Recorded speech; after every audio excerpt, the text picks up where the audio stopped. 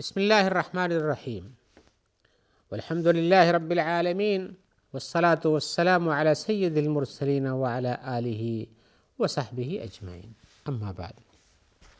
محترم ناظرین کرام، احکام دین کا پروگرام لے کر حاضر ہوں۔ آپ کے سوالوں کے جواب ہم کتاب اللہ سنت رسول اللہ کی روشنی میں دیں گے۔ آئیے بلا تاخیر سوالوں کی طرف آتے ہیں۔ آج کا سوال ہے کہ پوچھ رہے ہمارے بھائی کہ کیا زمین انبیاء کے جسموں کو کھا جائے گی؟ اور یہ تو سارے لوگ جواب میں کہہ رہا ہوں کہ سارے لوگ جانتے ہیں کہ ہم انسانوں کے جسم کو مٹی کے اندر دفن کرنے کے بعد وہ سڑ گل جاتا ہے، اور قیامت کا وقت جب ہوگا تو ہر جگہ سے ایک قبر سے 70 لوگ نکالے جائیں گے۔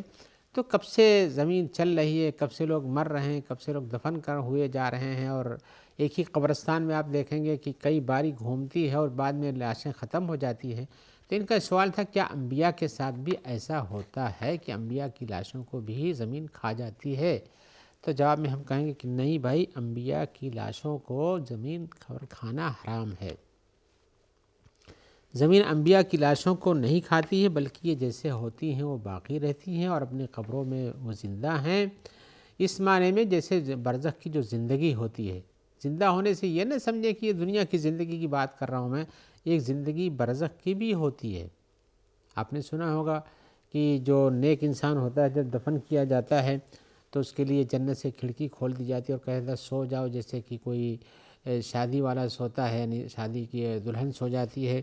اور اسی طرح سے جہنم اور جو آدمی عذاب والا پانے والا تھا اس کو عذاب دیا جاتا ہے۔ اور قیامت یہ جو آل فرعون کے بارے میں آیا ہوا ہے کہ ان کو اشد عذاب میں داخل کر دو، اس کو جب قیامت ہوگی تو اور بھی ان کے لیے عذاب ہوگا۔ تو زمین کے اندر جو لوگ دفن ہوتے ہیں ان کی روحوں کا تعلق اس جگہ سے رہتا ہے اور ان کو عذاب یا ثواب ملتا ہے۔ لیکن انبیاء کے بارے میں یہ ہے کہ ان کے جسم بھی باقی رہتے ہیں، بقیہ لوگوں کے جسم کو مٹی کھا جاتی ہے، ختم ہو جاتی ہے جسم اس میں۔ اور حدیث میں چونکہ یہ آیا ہوا ہے، حضرت اوس ابن ابی اوس کی روایت ہے جس میں انہوں نے کہا ہے، ایک لمبی روایت، اس میں آخر بیان کیا ہے، ان اللہ عز وجل حرم علی الارض ان تاکل اجساد الانبیاء۔ اللہ تبارک و تعالی نے زمین پر حرام کر دیا ہے کہ انبیاء کے جسم کو کھائے۔ تو جب یہ چیز منع ہے، انبیاء کے جسم کو مٹی نہیں کھا سکتی ہے تو وہ نہیں کھاتی ہے، وہ زندہ رہتے ہیں اس میں۔ اور لیکن اس زندگی سے کچھ لوگوں کو دھوکہ یہ ہوتا ہے کہ ان کی زندگی ایسے ہی ہے جیسے ہماری دنیا کی زندگی ہے۔ انہیں یہ بات نہیں سمجھ میں آتی کہ دنیا کی زندگی الگ زندگی ہے اور مرنے کے بعد کی زندگی ایک الگ زندگی ہے، بلکہ قیامت کے نشان کی راستوں میں سے ایک راستہ شروع ہو جاتا ہے اور آخرت کی زندگی ایک الگ زندگی ہے۔ تو برزخ کی زندگی کے بارے میں کوئی انسان کسی کو نہیں جانتا ہے، جب جتنا اللہ تعالیٰ کی طرف سے اللہ کے رسول کی طرف بتا دیا جائے اتنا ہی پتہ چلتا ہے۔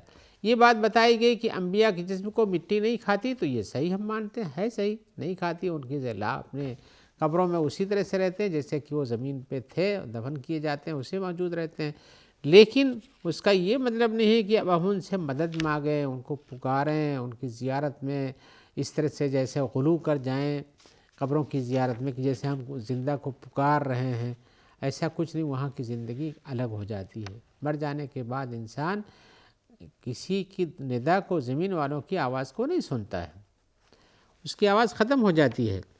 اور اس طرح سے اللہ کے ساتھ کسی اور سے دعا کرنا، اس کو ندا کرنا، یہ منع کیا گیا ہے۔ اللہ تعالیٰ فرماتے ہیں وَأَنَّ الْمَسَاجِدَ لِلَّهِ فَلَا تَدْعُوا مَعَ اللَّهِ أَحَدًا۔ سجدہ گاہیں اللہ کے لیے ہیں تو اللہ کے ساتھ کسی اور کو نہیں پکارو۔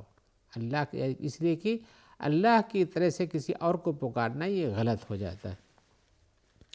اور ایسے قرآن مجید میں آیا وَمَن يَدْعُ مَعَ اللَّهِ إِلَٰهًا آخَرَ لَا بُرْهَانَ لَهُ بِهِ۔ اور ایسے ہی جو آدمی اللہ کے ساتھ کسی اور بھی معبود کو پکار، اس کے پاس کوئی دلیل نہیں ہے، تو کیا ہوگا؟ فَإِنَّمَا حِسَابُهُ عِندَ رَبِّهِ۔ تو اس کا حساب و کتاب اللہ کے پاس ہوگا۔ ظاہر بات ہے اللہ کے علاوہ کسی اور کو پکارے گا تو حساب و کتاب کیا ہوگا؟ جہنم میں بھیج دیا جائے گا اس کو۔ اس قسم کی اور بہت ساری آیتیں ہیں۔ اسی لیے سارے اہل سنت والجماعت کا اس بات پر اجماع ہے کہ کسی کو پکارنا اس طرح سے، اللہ کی طرف سے کسی سے ندا کرنا، اسے استغاثہ کرنا، ان کے لیے نظر ماننا، یہ سب منع اور حرام ہے، لہذا یہ چیز نہیں ہے۔ لیکن ان کی زندگی، انبیاء کی اپنی زندگی قبر میں زندہ ہیں، لیکن برزخ کی زندگی کی طرح سے زندہ ہوتے ہیں۔ آئیے ایک اور سوال کی طرف آتے ہیں۔ ہمارے بھائی پوچھ رہے ہیں کہ ہمارے پاس کچھ لوگ ہماری کمپنی میں کام کرتے ہیں اور ان میں سے کچھ نے اسلام قبول کر لیا ہے، لیکن اسلام قبول کرنے کے بعد وہ کہتے ہیں ہمیں قرآن مجید لا کر دو، اس کا ترجمہ لا کر دو، اور کچھ دنوں کے بعد کہتے ہیں کہ ہمیں عمرہ کرا دو، اور اس طرح حج کا وقت آ رہا ہے تو کہتے ہیں حج بھی کرا دو۔ تو یہ پوچھ رہے ہیں کہ کیا ابھی نئے نئے مسلمان ہوئے ہیں، ہمیں کچھ پتہ نہیں صحیح معنی میں، تم کو قرآن ہم دے دیں یا اس طرح سے ان کو حج عمرہ کرانے کے لیے بھیج دیں، کیا حکم ہے اس سلسلے میں؟ جواب میں ہم کہیں گے بھائی آپ ان کے ساتھ رہتے ہیں، ان کے بارے میں جانتے ہیں، تو آپ کو ہی خود فیصلہ کرنا چاہیے کہ ان کا اسلام بناوٹی ہے کہ حقیقی ہے۔ یہاں کچھ لوگ ایسے ہیں، ہماری ویسے لوگوں سے ملاقات ہوئی ہے جو کسی دنیاوی فائدے کے تحت اسلام کے قبول کا اعلان کرتے ہیں اور اپنے لیے پیسہ جمع کرتے ہیں، اس کے بعد واپس جا کے بدل جاتے ہیں۔ یا اسی طرح سے اگر کسی کے پاس ایسا، آپ کو خود اس کے ساتھ رہ کر کے اس کے اخلاق و عادات سے سمجھ سے آتا ہے کہ اس کے پاس اسلام کی قبولیت کا صحیح مقصد نہیں ہے، تو آپ تھوڑا احتیاط کیجئے یہاں تک کہ اسلام میں پختہ ہو جائے۔ اور اگر آپ کو لگتا ہے کہ واقعی اس نے قناعت کے ساتھ پڑھ لکھ کر کے سمجھ بوجھ کر کے اسلام قبول کیا ہے، کوئی دباؤ نہیں ہے، نہ کوئی لالچ ہے، بلکہ حقیقت پسندی ہے، تو آپ بلا شبہ اس کو مصحف دیجئے، قرآن دیجئے، ترجمہ دیجئے، عمرہ کرائیے، اس میں کوئی حرج نہیں ہے۔ اور کسی کو اسلام کی طرف راغب کرنا یہ اپنی جگہ پر ایک اچھا کام ہے۔ آئیے ایک اور سوال کی طرف آتے ہیں۔ ہمارے بھائی پوچھ رہے ہیں کہ جو آدمی مکہ جانا چاہتا ہے احرام باندھ کر کے، تو مکہ میں پہنچ کر یا مسجد حرام میں پہنچ کر کیا کرنا چاہیے اس کو؟ یعنی اس کے پہنچنے کی کیا کیا طریقے ہیں، کیا ہونا چاہیے اس کے پہنچ میں؟ ایک تو یہ کہ آپ احرام باندھیں اور مکہ پہنچ کے اور آپ نے طواف شروع کر دیا، لیکن پوچھتے ہیں اس کے پہلے بھی کیا کچھ احتیاطات ہیں، کچھ استحباب کی چیزیں ہیں جن کو کرنا چاہیے؟ تو ہم بتائیں گے کہ ہاں مکہ میں جانے اور اسی مسجد حرام میں جانے کے وقت کیا کیا کام مستحب ہیں وہ بھی کر لینا چاہیے، اس لیے کہ رسول اللہ صلی اللہ علیہ وسلم نے اس طرح سے کیا ہے۔ لیکن یہ مستحب کہنے کے ساتھ اس بات کو یاد رکھیں کہ ہم اسے یہ نہیں کہتے کہ وہی واجب اور فرض ہے، لیکن ایک اچھا کام کرنا، مستحسن کام کرنا، رسول کی سنت کی اقتداء کرنا، یہ بہتر چیز ہے۔ واجبات و فرائض میں سے نہیں، لیکن استحسان و استحباب میں سے ہے۔ ایک یہ ہے کہ وہ حضرت عبداللہ بن عمر کہتے ہیں رسول اللہ صلی اللہ علیہ وسلم جب مکہ میں آتے تھے تو ثنیۃ العلیٰ سے داخل ہوتے تھے، اور اسی طرح سے جب نکلتے تھے تو ثنیۃ السفلیٰ سے داخل ہوتے تھے، اور ایسے ہی حضرت عبداللہ بن عمر بھی کرتے تھے۔ اور جب مکہ پہنچتے تو حرم میں جب پہنچ جاتے حرم کے قریب تو پھر تلبیہ کہنا بند کر دیتے تھے۔ ایسے ہی ذو طویٰ مقام پہ وہ رات گزارتے تھے اور وہاں صبح پڑھتے اور اس کے بعد غسل کرتے تھے، اور اس کے بعد پھر وہاں سے جاتے تھے۔ اور بتایا انہوں نے کہ رسول اللہ صلی اللہ علیہ وسلم چونکہ اس طرح کرتے تھے اس لیے میں بھی کرتا ہوں، یہ عبداللہ بن عمر کا بیان ہے۔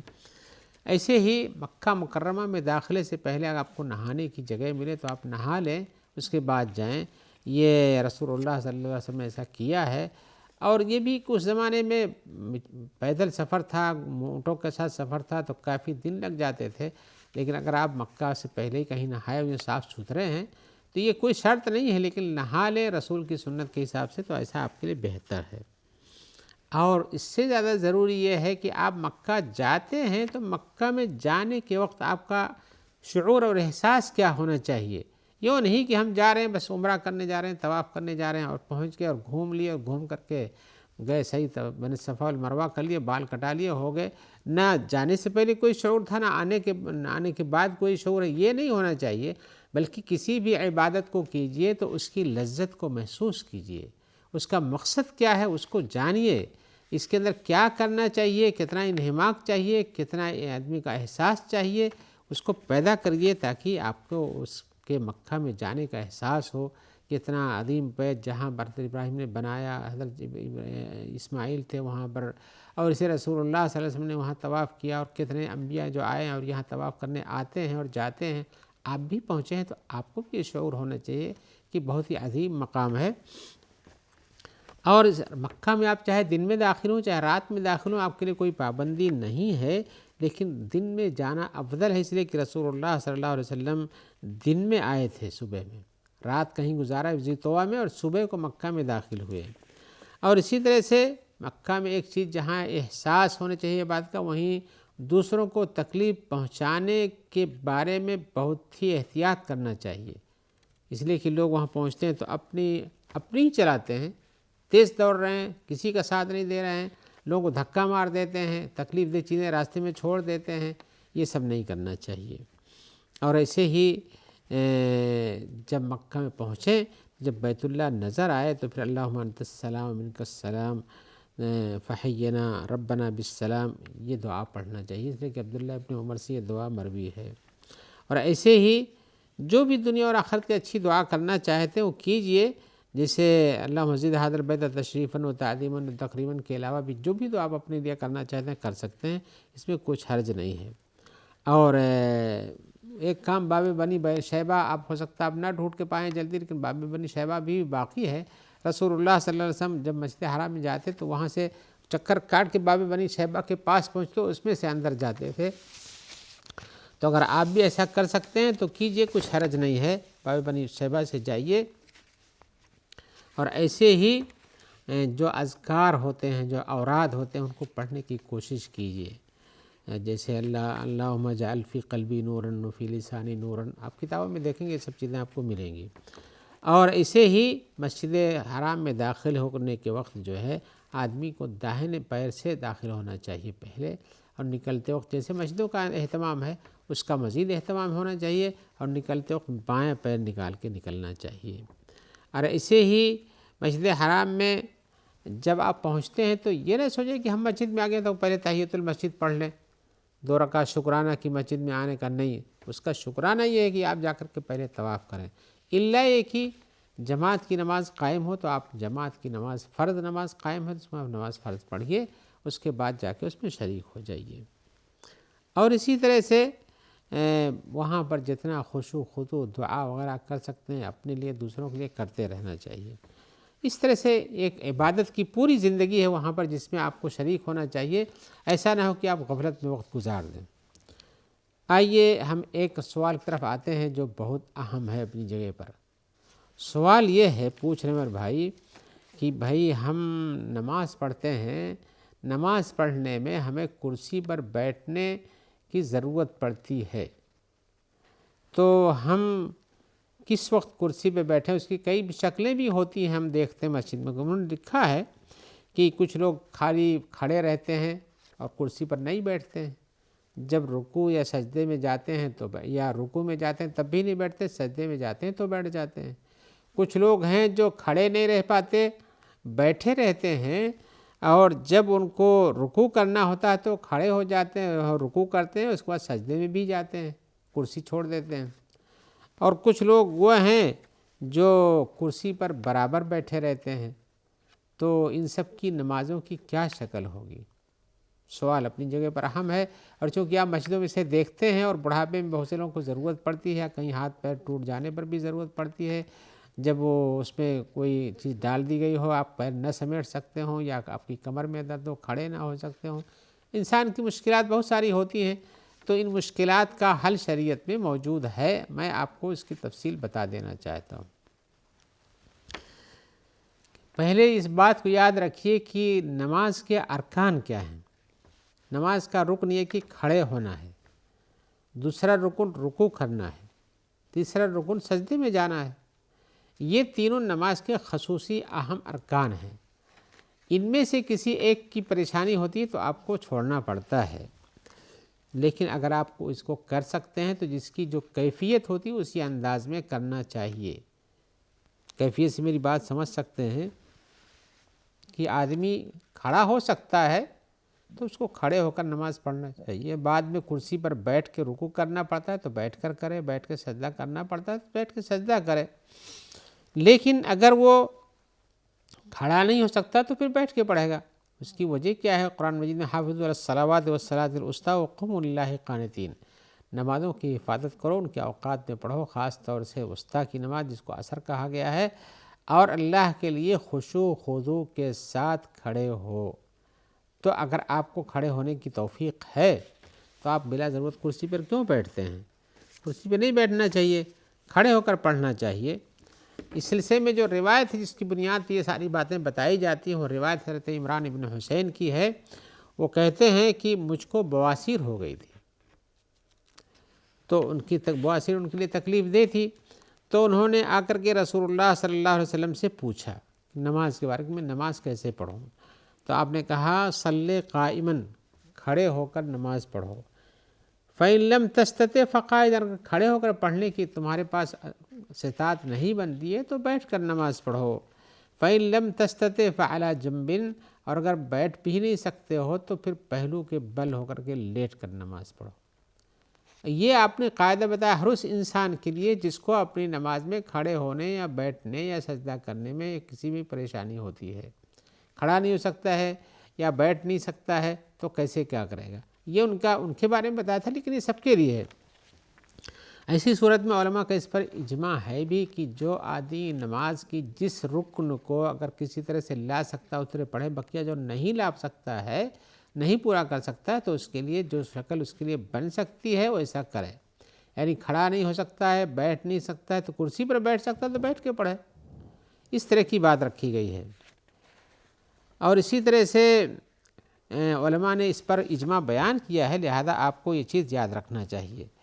اور اسی طرح سے ہم یہ بھی بتانا چاہیں گے کہ عمران ابن حسین کی روایت جو ہے یہ ہر انسان کے لیے ایک خاص طرح کا انداز ہے۔ اسی طرح سے یہ بھی جاننا چاہیے کہ چاہے کھڑا ہونا ہو یا بیٹھنا ہو، ہر حال میں آپ کے لیے یہ چیز ضروری ہے کہ آپ اس کی رعایت کریں۔ دوسری بات اس سلسلے میں یہ ہے کہ آپ کو کسی بھی چیز کی پریشانی ہوتی ہے، صرف آپ پڑھ نہیں سکتے، زبان میں کوئی پریشانی ہو گئی ہے تو آپ پڑھیں نہیں، اس لیے کہ آپ لا نہیں سکتے ہیں۔ لا یکلف اللہ نفسا الا وسعہا، اللہ تعالیٰ کسی کو اس کی طاقت سے زیادہ مکلف نہیں ٹھہراتا ہے۔ آپ بیٹھ نہیں سکتے ہیں، انگلی نہیں ہلا سکتے ہیں، رکوع میں جھک نہیں سکتے ہیں، تو جیسے نہیں کر سکتے اس کی پریشانی نہیں ہے۔ اس سلسلے کی اور بھی بہت ساری صورتیں ہیں جن کو انہوں نے سوال میں پوچھا تھا، لیکن ہم ان کی پوری تفصیل تو آج نہیں بیان کر سکے، لیکن انشاءاللہ کسی اور موقع پر جب آپ سے ملاقات ہوگی ہم ان کی ساری تفصیل بیان کریں گے کہ آدمی کو نماز میں کیا کیا پریشانی ہو جاتی ہے جس وجہ سے اسے بیٹھنا پڑتا ہے، اور کہاں کہاں بیٹھ سکتا ہے، اور کیسے کرسی کہاں ہونی چاہیے اور کہاں نہیں ہونی چاہیے، صف میں اس کے کھڑے ہونے کی جگہ کیا بنتی ہے، کرسی پیچھے کر کے بیٹھنا چاہیے، کرسی آگے کر کے بیٹھنا چاہیے، یہ ساری تفصیلات ہیں ہمارے جواب میں۔ تو انشاءاللہ کسی اور موقع کے لیے ہمیں اجازت دیجیے، جب تک کے لیے ہم دعا گو ہیں کہ اللہ تعالیٰ آپ کو خیر سے رکھے، اور ہمارے جو بھائی بہن آپ تک اس پروگرام کے پہنچانے میں مدد کرتے ہیں اللہ تعالیٰ ان سب کی مدد فرمائے اور سب کو اپنی عافیت میں رکھے۔ والسلام علیکم ورحمۃ اللہ وبرکاتہ۔